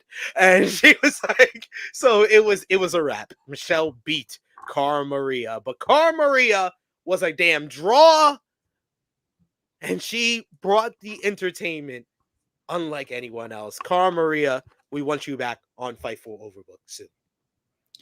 Speaking of draws and people who bring the entertainment, Cher Delaware is here. Hello, Cher Delaware. Hello. How are you? Well, I'm in bed at 10:30 in the morning, so we could all be so lucky. I already worked 6 hours, to be fair. Gotcha. All right. We are here to play more Love is Blind Mobile. Before we get to that, Cher, I'd ask how you're feeling, but as you've said, you are chilling in bed, so we'll try not to go too long here. I think we might be on the last chapter. It's very possible. One would hope that this game actually ends. Why do we want this game to end, though? I don't really want it to end as much. I want them to like give you someone new. Like, Yeah, Yeah. I'm annoyed that we don't hear anything about Nico or what's his face anymore. Yeah. I think that's why Blaze. I'm kind of over it, because I wanted that drama I'll of just wait. Nico and Blaze to show on up. It's possible. I don't think it's coming. I'm convinced. We'll see. I'm convinced after last week. We will see. We'll We will see. All right. Let me share my screen here. There we go. The multi-box look. Inception. All right, everybody, let me know if it pops up on the screen. It's taking a while. All right, is it popped up? Yes. Okay. I'm trying to rotate my screen here. Here we go. All right, everybody. At last, we left off. Victoria was trying to be the host of the new Love is Blind host with Scarlett, because Sophia and Lamar are stepping down because Sophia is pregnant. And now Lamar been clapping them cheeks. And then who was not Kieran, the prince was cheating on Eve. Yeah, Zaid multiple times was cheating on Eve, and then he just shows up to the voting thing with the new girl, with on his his new arm. bitch. Yeah. Oh yeah, that's how we ended. Yeah. That's where we ended. All right, here we go, everybody. The cameras feel like they're closing in on you as you watch Zaid stroll onto stage. And he's not alone. Zaid is proudly holding the mystery woman's hand. Oh my God. This can't be happening. Support Eve. Avoid confrontation. Exactly. Confront him.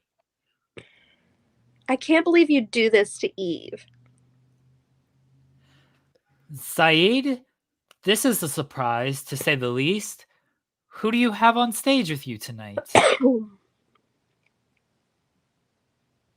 This is me. Yeah, I think this is me. This hasn't been an easy decision, but I felt tonight was the right time to share my big news. Eve and I are no longer together. This is my true love, Marissa. I need to call him out. Punch him. This isn't my battle, but you need to speak with Eve now. Victoria, are you suggesting the breakup between Zaid and Eve isn't settled? Isn't settled? Today is the first day any of us are hearing about this. Zaid has done all of this behind Eve's back. Zaid, it's clear this is an ongoing issue. Why make this announcement now? This is going to sound corny, but I just couldn't hide my love for Marissa any longer. Yes, it sounds corny. Zaid looks at Marissa with affection, and she smiles back at him. Can this be real? Poor Eve. And Marissa, fans are going to want to hear your story. Oh, that's this chick. Oh, yeah, it's the mystery woman. Who played her last time? Okay, who's Marissa? I don't know. I'll play her. Oh, God, please don't be annoying. That's what I'm here for. And to show no matter what, I'm going to stand by my man.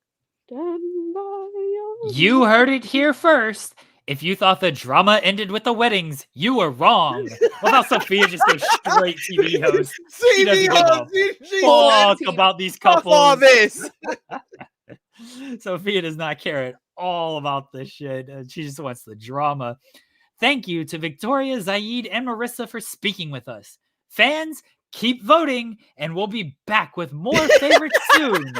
Damn. Oh, man. How should I react? Remind the fans to vote. We're still in it to win it, baby. Cody Khan ass motherfucker out here like, wasn't impressed with your breakup. Watch Rampage, bitch. Rampage, baby. justified this is awesome, Chance. I'm very unhappy that you have cheated on my best friend. Remember to vote for me and Scarlett to be the new host. And for those of you at home watching, thank you for your vote. Scarlett and I hope this vote rewards relationships built on trust and love. Oh, and some shade too. Nice.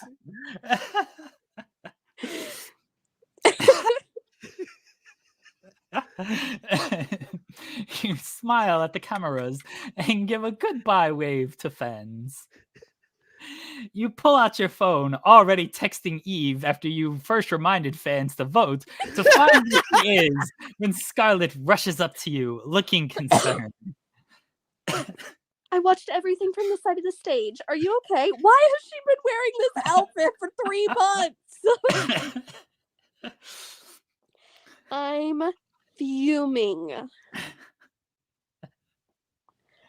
I'm absolutely livid. All I can think about is how devastated Eve is going to be and how sad she already is. And the fan votes. Me too. I thought Zaid was a good guy. He fooled us all. You didn't Should've get this known by when the he cheated Dracula. on his friggin' bachelor party? Or the Dracula voice. I'm really curious what happens if you play and you pick Zaid as your man. Like, does Imagine. Oh. Did we get Zaid as an option? No, I no, don't we think so. never went on a date with him. No. Okay. You had G, Blaze, Nico. Yeah. That was it. Someone Those were else. the main ones. Scarlett pulls you into her arms and rubs soothing circles on your back as you talk. What is Eve going to do? She doesn't know yet. I've got to find her and fill her in on the latest update with Marissa. Is Eve not watching this? She's there. Right. You know? Whatever Eve decides, whatever part you play in it, remember, I've got your back. What do you need from me? Oh, yeah, you Votes. forget about Danny. I need a hug. This has been the worst. Why is she making it about herself? Yeah, really. Scarlett stops rubbing your back and pulls you in tight. You release a long breath and feel a little bit better. This is awful, but you are an incredible friend. She hasn't done anything. I just can't understand why this would happen to her. Oh my god. It's just so hard for me to see you upset. You cheated on 17 people! Including with me on someone else. Tonight should be our time to celebrate. Jiminy Christmas. I know. I would never have guessed the ball would be like this. You ever let someone call you Christmas? Let's put a pause on other people's problems and focus on us for a minute. Is that not what's been happening? Yeah, y'all been doing that since y'all started talking. Okay, what do you have in mind? Yeah, hold up. You need to go Hold on, tell wait, Eve, wait. but first, Call me. What? let's put a pause on you telling Eve so we can, I don't know, make out. Here's a gift. Jesus. Actually, I have a gift for you. I think you deserve to be celebrated. What is going on? These two are the people that, like, make somebody else's wedding, like, the day to announce that they're having a baby. Like, Yes. for me, you're the best. After such a disastrous start to the party, I could use a distraction. Oh my god. I'm here for all your distracting needs. Scarlett gives you a wink and a playful nip at your neck. Scarlett opens a small velvet box, revealing a beautiful diamond and sapphire necklace. This was my great-grandmother's. I've been holding on to it for a very long time. Your vision blurs as tears start to sting your eyes. This is incredible. I've been picturing this on your neck for a while now. Why is this the time to do I this? cannot deal with these two. Wow, it's so me. Oh my god! These are the most self-involved people ever. I can't with Your these two. great-grandmother had impeccable taste. Scarlett's Oh warm my hands brush God. across your collarbone. She turns you around and clasps the necklace on you. Scarlett's breath tickles your neck as she whispers in your ear. Have I mentioned you look incredibly sexy tonight? Oh my god! I'll tempt her. I'm gonna start fucking right here. Eve does not matter at all. Ooh, how about tonight? I wear just your great-grandmother's necklace. With her hand still on your neck, Scarlett kisses you more hungrily than she normally does in public. Just as you come up for air, unable to hold back your content smirk, you notice a cameraman behind you. I'll obviously play it up for the camera. Yeah, you got a show. They've caught us. You nod your head towards the cameras, and Scarlett realizes what you're implying. Let's use this. Scarlett gives you a my cheeky God. wink before dipping you low. She kisses from your new necklace up to your eager mouth. Just then, your phone buzzes. It's a message from forgot about Eve. that. Finally! Listen. You- What is you wrong think? with these people? I've left Eve for too long. I would say so. Go get your girl. Find me if you need anything. When did they become besties? That's my question. You race back to the dressing room to find Eve, where she No, probably no. was the whole time, but you just decided Yeah, don't no. worry about it. Freaking Mickey Mouse motherfucker. Oh, here we go. Eve needs you now more than ever. Luckily, the dressing room is otherwise empty. Mascara runs down her cheeks as her trembling hand holds on a phone. Oh no. Were you watching the live stream? I can't believe he brought I hate you. Eve, it's going to be okay. I know it doesn't feel like it, but you'll get through it stronger than you started. Eve sniffles as she puts the phone on the vanity face down. I'm so sorry you're going through this. And I'm really sorry I'm going through this. I hate to state the obvious, but the cameras are rolling out there. Eve bursts into a fresh bout of tears.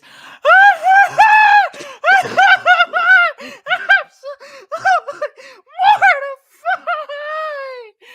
I can't go out. He called her his true.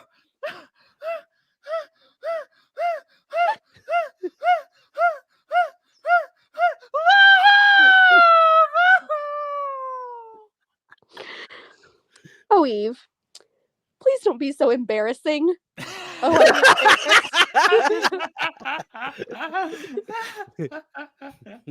you should be the one that's embarrassed.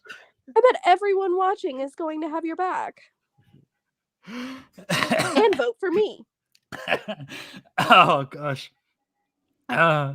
You sit next to Eve and start wiping her ruined makeup off.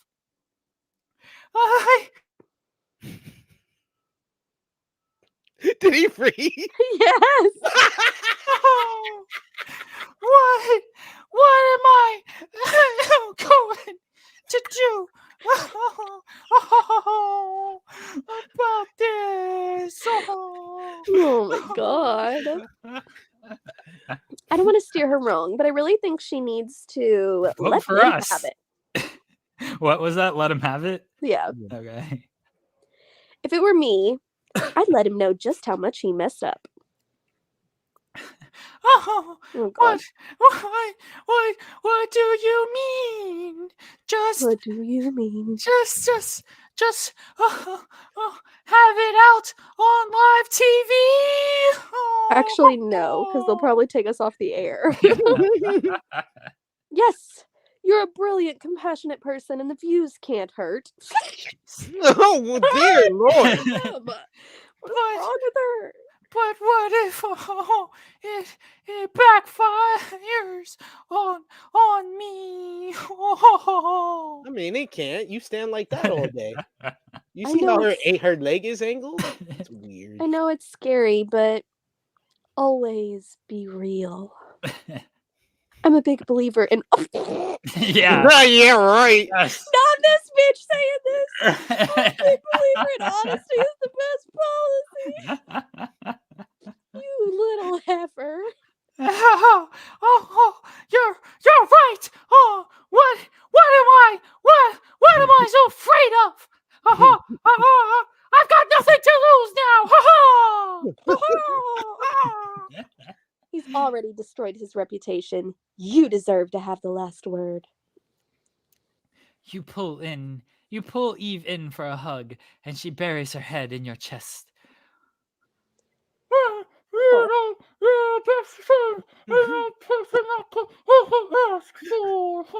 was a nice touch. Very nice. Method actor. I'm always here for you. You and Eve take your time getting her ready for the drama that's about to be unleashed at the ball. Victoria, Eve, we've been looking all over for you. Wouldn't you look in the dressing room? Sorry, we needed a little prep time. You've got 5 minutes, and then everyone needs to be in the main ballroom. You and Eve part ways before entering the ballroom. The plan is set, and now you just need to support her as it all unfolds. Dun dun dun. There you are. Everything's sorted out? I think so. Is Eve going to be okay? This hasn't been easy. She will be soon. You're just going to have to wait and see for yourself. Look at that Oh, smile. look at that. Yeah. What the fuck I things up. put the battery in her back. Scarlet looks at you with a question forming on her lips, but as the band starts playing, signaling Sophia and Lamar's arrival. Hello to our favorites from this season, and to our fans streaming in from all over the world. Oh no. We're here to officially start the ball and to bring all of our couples together. Voting closes in 1 hour, and then we will be announcing our winners. Incredibly, well, there's still a tie between Victoria, Scarlet, Eve, and Zayd. These It fans doesn't just even make any sense. Why would Eve and Zayd even be an option anymore? They're not even together. fans are just like, yeah, we want to see what happens if we make them host this show together. God. We're still tied? How could this be? And don't forget to meet the brands we've gathered tonight. What? Even if you don't win the vote. I don't get it. I'm confused. There's still many opportunities to build a dream empire. It's Is saying this just like a like bunch of brands are there to like so they can partner with them on Instagram and be like, yeah, I Yeah. guess hey, check so. out this stuff I've never used. Yep. Right. I guess that makes some sense. On cue, the band starts a new song and balloons fall from the ceiling like it's New Year's Eve. You can't see Eve, Zayd, or Marissa anywhere. Why would balloons fall from the ceiling already? Eh. You ready? Deep breaths. You've got this. Yeah, let's go. Fuck Eve. Good. You deserve to enjoy the evening. Okay, then let's go chat with some of these brands. You and Scarlet mill about the ballroom hand in hand. You try to focus, but you've got one eye scanning for Zayd and Eve. A man clears his throat behind you. You turn on your heel and see Zayd standing there, nervous and alone. Why is he acting all jittery now? This has to be an act. No threats for us with the cameras rolling? Luke, I feel like I need to explain myself. We need to talk. You can ask her if she wants to talk, but she doesn't need to do anything. What do you want to talk to me? Isn't it Eve, your wife, you should go apologize to? Zaid chews on his lip while he looks down at his own hands. I can't do it. I'm so ashamed. Ugh, you owe her honesty. Well, you should be. She has done nothing but love you. The least you can do is tell her the truth. I know. I never deserved her. And now I've made things worse for everyone. Are you talking about Marissa, too? Zaid shifts his weight from one foot to the other. She doesn't deserve the hate she's about to get. Marissa's going to be enemy number one. Well, that's not my problem. You want me to feel bad for her right now? She's not the one who cheated. You are. Really, Victoria? It's just, if you could talk to Eve, maybe get her to calm down a little. Don't do it. He's trying to use me. The nerve of him. Did you think this would work? Coming in all pathetic and thinking I'd feel bad and help you? Zaid looks up, no honest remorse or guilt in his expression. Fine, you've done this yourself. Uh-oh. His voice totally changes from moping and quiet to angry. Scarlet takes a step between you two. I believe my wife is saying she's done. You're both going to regret this. You're so smug, thinking you've got this vote in the bag. How angry this man is. Zaid pulls out his phone. Oh, please call Blaze. Nico. What are you on. doing? Look for yourself. Zaid reveals his phone with a blurry clip video of Scarlet and her talking. In it, you hear her admit to questioning whether or not it was the right thing to marry you. As much as it hurts to hear, you know this is in your past. The clip is Scarlet expressing her fears about risking so much for us to be together. It could easily be taken the wrong way. What am I going to do? I don't really want to do any of these. Yell at him. Yell at him. How could you? Some of the guests at the ball start looking your way. Careful now. Everyone already watching, Victoria. Give me a few minutes. I need to talk to Scarlet. You have two. I'll be just over here. So him threatening to play a video of doubt is worse than him cheating That's what and I'm thinking. bringing Confused. his new girl to this ball. That's what I'm thinking. Like, he really thinks that that's going to get him votes? You're like, what? I'm like so confused by this. Zaid leaves you and Scarlet sitting at an empty table where she can see you clearly. She finally changed. Damn, thanks. I'm so sorry. This is all my fault. If I hadn't trusted Zaid, we could have avoided all of this. Oh, she changed back. This isn't your fault, but it is our problem to fix. Why did you change? Damn. Poor Scarlet. I have no idea if this will work, but I think I have an idea.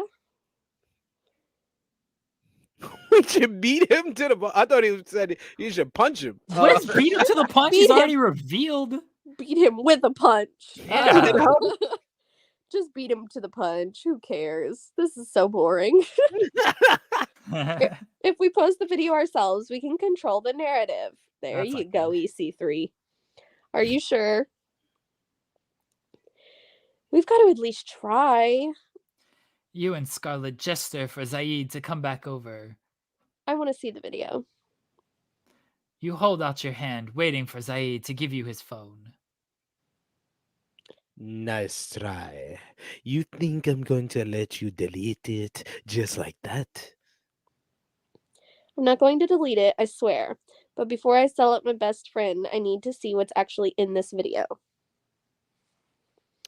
Fine. But if you delete it now, I'm posting no matter what. You can't if she deletes it. Fine, just hand me the phone. It's in the cloud. It's not going to delete. Ah, It's okay. fine. You press play and watch Scarlett confess her insecurities about a relationship with you. Just before the video comes to an end, you send a copy to yourself and Scarlett. Satisfied. Yes, I'll speak with Eve, but you have to hold up your end of the bargain too. What is his end of the bargain? I guess not Not playing the sharing video? it. Yeah.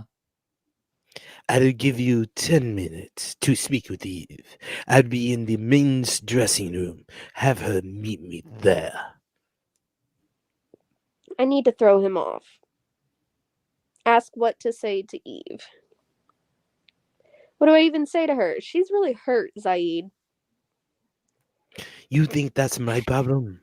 You're her bestie. You better find her. 10 minutes will go fast. Oh god, not bestie. Fine, Scarlett. Fine, Scarlett, I can't do this alone. Coming. You and Scarlett leave Zaid standing alone in the ballroom. I got the video. Now what? We post. We call it behind the scenes footage. Fans love behind the scenes footage. We can capture it, something like, look how far we've come.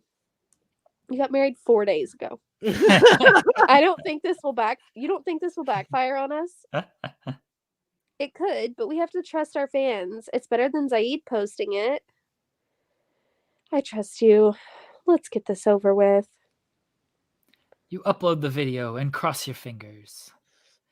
The video of Scarlett is online, and you're running out of time to talk with Eve, enjoy the ball, and try to win the vote. Oh God, gotta do the vote. Every few minutes, a large screen behind the stage projects the vote standings. You and Scarlett had a definitive lead, but the video of Scarlett is going viral, and so far your votes are dropping. And if that wasn't bad enough... Marissa! What's wrong? Marissa, she's watching us. You point out Marissa and realize she's walking towards you and Scarlett. Oh no, I should go talk to her. What are you hiding from? Yeah, I don't know. I can't avoid this. I'm going to talk to her. The writers of this. We're going well. Real. Like we're going Now- down a bad path here. Yeah, this is like a television show that just goes a couple seasons too long. Like Mhm. we've gone a few chapters too long here. You walk to meet her by the tables and the other brand reps. Marissa is holding a large box full of merchandise. Look, I really don't know if I'm the one you should be talking to. Why are you even here? I know this has been difficult. I was going to be here no matter what, though. I'm one of the brand reps. You're working the ball. She's working the ball and working the We're balls. working something else. Yeah. Yes, and that's all I was going to do today, I swear. But then, when Zaid and I saw you at the park earlier, we knew we had to do something. This is my chance to hear her side.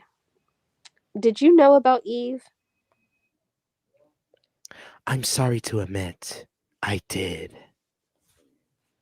How could you do that? I really am a fan of the show.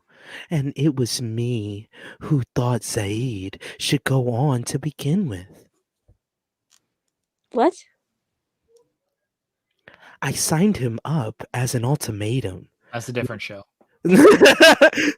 Looking back, I have so many regrets, but I never imagined it would go like this. There's literally a show called The Ultimatum that you could have signed him up for and been on that with him. This is the first season. This is the second season of Lambert. I asked her how she could do that to Eve, and all she's talking about is him going on the show. What? I know she's not entirely to blame, but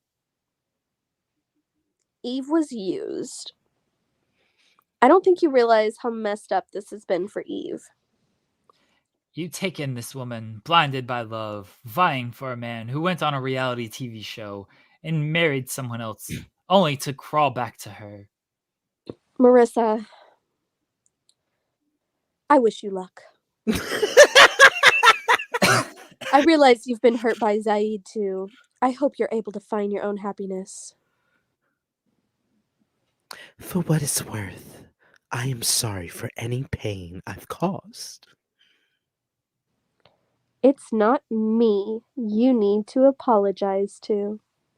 Well, you all up in the business. All up in the business. With that, you turn back to Scarlett, who is patiently waiting. The large screen in the ballroom displays Zaid and Eve in the lead. Yeah. You've dropped even further in the votes, but still hold on to second place out of 2. I need to go find Eve, but we need to do something about the vote first. I can't let Zaid win. You totally are running out of that 10 minutes. So your 10 minutes are over.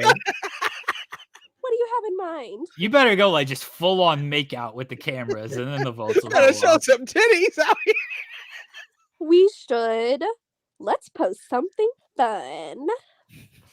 There's been so much drama. I think all we have to do is show fans how happy we are. Do you think that will be enough? Why did you post that video? Context? Clearly they don't give a shit about context about anything. Let's show them we're unbreakable. That's something some irrelevant video doesn't stop us from having a good time. You pull out your phone. Scarlett hasn't been so supportive of me today. I feel so cared for. Thank you. I know it's been hectic today, but you've truly been my rock. Of course, baby, for better or for worse, and for the record, you've been pretty stellar, too. Can we celebrate tonight, no matter what?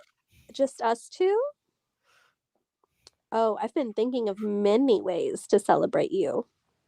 Scarlett gives your behind a squeeze, and you return the cheeky gesture before searching for Eve. Like, grab ass before. It doesn't take long, though, and you see her right away just outside the ballroom. Why is there no time check? How much time do they have? She looks terrified. There's my girl.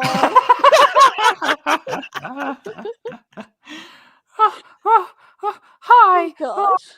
I don't know if I can do this. Eve, you are so strong, and I know you're making the right decision. You've got to confront Zaid, because then I will win. What if it backfires? What if everyone thinks I deserve this? No one will think that, and if they do, does it matter? You don't think that, do you? No, I don't. It's just with the vote, we're getting even more fans involved. Oh, it's messing with my head. You're ready. Come on, it's time to rock this ball. You take your place by the stage's sound and lighting booth, dimming the lights in preparation for Eve. You turn the mic on and try to disguise your voice as it booms through the entire ballroom. Oh boy. Fans, brands, couples, and singles. It is time for the main event. Please turn your attention to the stage. That was good. That was good. Out walks Eve, alone and confident on the stage. The room goes entirely silent in anticipation. I was hoping Zaid could come in front of the stage. Here she goes. She's doing it. Give her a thumbs up. No, start a chant. Start a chant. Eve, Eve, Eve. We gotta start a chant. Fine. Eve, Eve, Eve, Eve, Eve, Eve, Eve, Eve. The rest of the room joins in, and No, they do a not. smile blooms across Eve. I love all the brands are just like Eve, Eve, Eve, Eve, Eve, Eve. Oh, The room God. hurts. As Zaid walks forward, you can see his hands shaking from the booth. I used to be so proud of myself for how much I could hold in. But you've broke that, Zaid, for better or worse. It's the every time that gets me. A steady stream of tears fall onto the stage, but Eve manages to keep her voice even. She has never had her voice even a day in her life. The day you proposed was one of the happiest of my life. And you've taken that from me. So I'm taking this from you.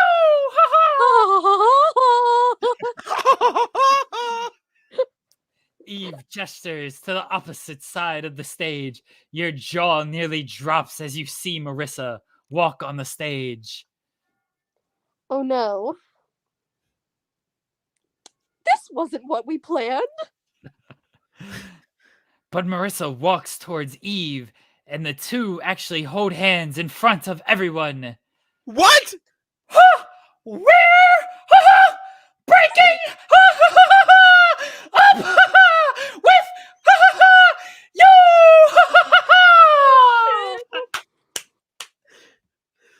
Thor, good. I put up with your BS for years. I said I do in front of all of my family and friends. You made us believe we were the one. But the only person you ever really did anything for, ever really loved, was yourself. The crowd roars in applause. Eve, Eve, Eve, Eve. But Zaid seems like he's about to burst. I need to do something to let Eve have her moment. Use the lights and mic. Oh, hit him with a spear. Frantically, you read all the cues in the lighting and sound booth. One button catches your eye for the finale. Here goes nothing. You jam the button down, and sparklers erupt all the way around the stage. Zaid can't get to the girls. Got that Cody Rhodes pyro. Word. She actually did it. She said her piece, confronted Zaid, and even convinced Marissa to leave him. I'll run to Eve, obviously. You gotta be in the middle of it. You gotta be attention in the attention. You pass by Zaid without giving him a single glance and throw your arms around Eve. You incredible woman, you did it. I couldn't have done it without you. Eve takes the mic for her final word. And to all the fans out there who haven't voted yet, everyone should know it was my best girl, Victoria, who stood by my side through all of this. It feels like the entire room turns at once to look at you. Everyone is looking at me.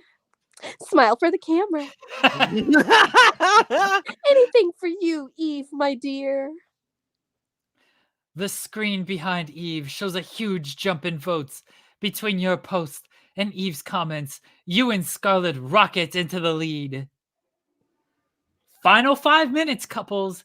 Everyone, except for Zaid, that is, please come to the front of the stage. He's still in the voting, right? Have I mentioned how incredible you are? Scarlet tucks a loose piece of hair behind your ear and straightens the necklace, her fingers lingering against your cheek. I'm not even wearing a necklace, am I? No. We've almost made it through this wild night. Pull her to the stage. You grab her hands to walk towards the stage, but she stops and pulls you into an embrace. I need one more kiss. You're getting spoiled with them. Let's go wrap this night up. I can't wait to get you to myself at home. Surrounded by the women you commiserated in the pods with, the men you dated and dumped, and the hosts who have grown into friends. Where's Blaze? You and Scarlet walk to the front of the stage. I think we could actually win this. I'm so excited. Oh no. Come on, we have one final round of applause for all of our lovely blonde couples. And our singles, of course. You find Eve amongst the couples and mouth love you over the applause. And now for the moment you've all been waiting for. Time to announce the winners of the vote. They can see it on the screen. Next year's host will be... A recorded drum roll sounds over the speakers. Victoria and Scarlet! Yay! The last part of you that's been holding your breath finally releases. You won. I'll do a celebration dance. Can we have our winners join us on stage? It feels like you're floating as Scarlet guides you onto the stage with Sophia and Lamar. Congratulations, Sophia. Now I've been rooting for your love for so long time now. How does it feel? It feels like a dream. I can't believe how lucky we are. We found true love, and now we get to help others. So you'd say the experiment worked? Love really is blind? I'd say for us, it was not. You were together the whole time. Yeah, you saw guys her saw each immediately. other. For us, it was. Okay, that's not true. The rest of the night passes in a blur. Every brand partner reaches out to you with an offer. Zaid is nowhere to be found, and somehow Eve is beaming despite her world turned upside down. Ready to go home, baby? Carry me out of here. Guess that's Victoria talking. Word. As you wish. Scarlet scoops you up, carrying you out the front doors like it's your wedding night all over again. Damn, Scarlet's strong. Scarlet's got them muscles, okay?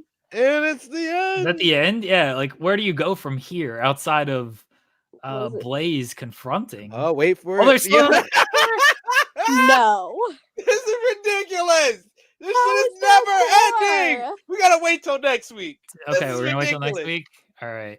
I hope it's better than this chapter. It does. Yeah, like where do we go from here? I'm so confused. I really thought that was going to be it. I thought that was gonna be it as Yeah, well. that was like another. That's the second time they had a perfect exit point and didn't take it. Yeah. Oh, did you see him say, "Is that Blaze's music?" Oh, sixth inning. Bottom of the third. Oh man. Will Chisholm sent a super chat earlier. Katt's pipe bomb was the best since Punks at the AEW Media Scrum. It was really good. Absolutely. It was really good. I don't know where we go from here. Plot twist: Scarlett cheated on Victoria. They gotta have something. With I Zahid. mean, Zahid they gotta bring Blaze. Like they gotta bring Blaze and everything back. Yeah, I think that's all that it really needs still is Blaze and Nico to like tie up those loose ends. Yeah. Them like not being involved in this since basically the show is a little weird. Got to get them back in. We still have not learned a reaction to her getting married to Scarlett. Well, and who was the one Scarlett was with too? Danny. Yeah, him. Yeah. Too. They both got left at the altar. Yeah, Danny doesn't matter. Danny Phantom. Clearly, Danny doesn't matter. Every time we say anything on here, I think of songs. I can't help it. All right, everyone. We're gonna wrap. Cher Delaware. We need to find something after this. There's so many of these like little playthrough games. Yeah, they're advertising a few like at the bottom of it. So this is gonna become a thing. I mean, it already is, but yeah, this is just gonna be. It's already a thing. It's gonna become a thing. All right. All right, Cher Delaware, do you want to plug anything? Just come back and watch us again next week. As we get through more chapters. Joel, SP3. I was like, what? Sorry, Joel sent me a message right when that popped up, and so that's where my brain went. Sorry, SP3. Find me on the Twitter machine at True Hill SP3, True Hill Heat YouTube channel. I think I'll be live in like 2 or 3 hours over on Rated Raw Review with Romeo reviewing Monday Night Raw. So check that out. If you want more of SP3 and myself actually talking wrestling, we did a 4-hour wrestling show. With awards and talked about everything. So there's no shortage if you want just more of our voices and actually talking wrestling. And Jeremy trolling our voters. That's not true. That's a lot of wrestling. Oh yeah, it was SP3 already does like the True Heel main shows already like a pretty long show because you guys recap like the entire week, and like the first week was super busy. Yeah, especially you want to throw in like all the New Japan stuff and World's End, which you guys hadn't talked about. So and then Sat was going in. Sat was there. Like the first week, there was literally World's End, Raw Day 1, which had the Rock's return, New Year's Evil, Dynamite, New Year's Revolution, SmackDown, stuff from SmackDown, and then New Japan stuff. So that was just had it been a week recap. And then we did awards. So, yeah, it was a monster show. Yes. Made up for like 3 shows that Jeremy missed in one show. It did. It really did. All right, everybody. We'll talk to y'all next week on this show, this silly show that we do. Everyone enjoy your Tuesday. Bye, everyone.